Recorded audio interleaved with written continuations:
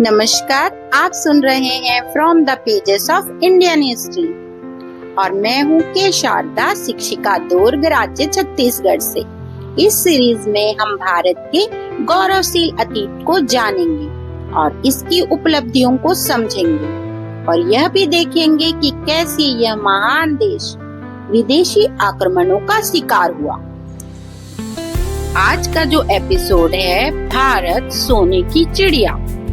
आपने यह वाक्य कई बार सुना होगा। भारत कभी सोने की चिड़िया था, लेकिन क्या आपने कभी सोचा है कि आखिर भारत को यह उपनाम क्यों मिला? क्या यह केवल एक कहावत थी या इसके पीछे कोई ऐतिहासिक सच्चाई थी? आइए, आज हम आपको ले चलते हैं एक रोचक यात्रा पर, जहां आपको पता चलेगा कि प्राचीन भारत कितना समृद्ध था और क्यों पूरी दुनिया इसे ईर्ष्या की दृष्टि से देखती थी। तो चलिए शुरू करते हैं। बहुत समय पहले की बात है, जब भारत को सोने की चिड़िया कहा जाता था। यह उपनाम केवल एक मिथक नहीं, बल्कि सच्चाई थी। भारत की भूमि न केवल धन धान्य से परिपूर्ण थी, बल्कि यहाँ की सभ्यता, संस्कृति, ज्ञान और विज्ञान भी विश्व में अग्रणीय थे। इस गौरवशील अतीत का एक झलक आपको एक छोटे से गांव की कहानी में भी मिल सकती है। कथा है राजा विक्रम और व्यापारी का सवाल। पुराने समय में भारत के एक विशाल राज्य पर राजा विक्रम देव राज किया करते थे। वे न्यायप्रिय, विद्वान, प्रजा के सुख दुखों का ध्यान रखने वाला राजा था।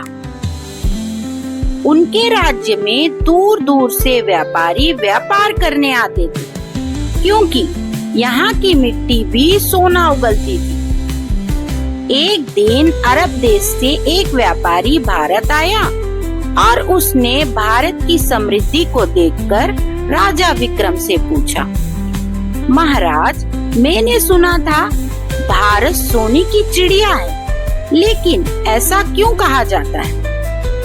राजा मुस्कुराए और बोले, यह केवल धन संपत्ति की बात नहीं, अपितु यहाँ हमारी समृद्धि, संस्कृति, शिक्षा, विज्ञान और ज्ञान का प्रतीक है।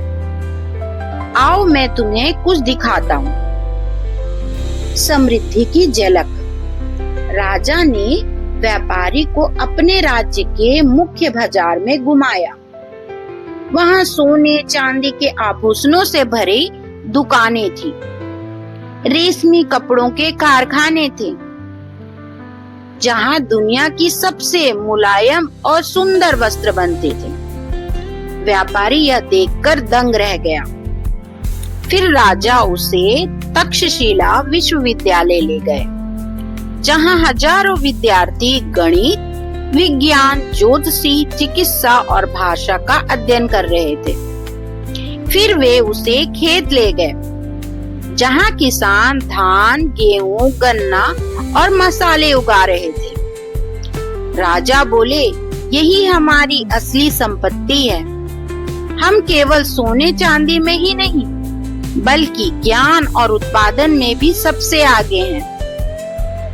व्यापारी ने राजा के चरणों को छुआ और कहा, आज मैं समझ गया भारत को सोने की चिड़िया क्यों कहा जाता है। यह केवल धन का देश नहीं, बल्कि बुद्धिमानों, मेहनती लोगों की धरती है। मैं अपने देश लौटकर सबको बताऊंगा कि भारत जैसा कोई और देश नहीं। भारत की वास्तविक समृद्धि। भारत की समृद्धि केवल भौतिक संपत्ति तक सीमित नहीं थी। यहाँ योग, आयुर्वेद, खगोल शास्त्र और गणित की अद्भुत खोजें हुई। यह देश आध्यात्मिकता का गढ़ है। व्यापारिक मार्ग जैसे सिल्क रोड, समुद्री मार्ग भारत को विश्व व्यापार में सबसे आगे रखते हैं। लेकिन इतनी समृद्धि होने के कारण ही विदेशियों की नजर भारत पर पड़ी। धीरे धीरे इसे गुलामी की जंजीरों में जकड़ दिया गया। अब सवाल उठता है, अगर भारत इतना समृद्ध था तो यह गुलाम कैसे हुआ? क्या हमारी कमजोरी थी या कोई और कारण? इसके उत्तर के लिए अगले अध्याय में जानेंगे।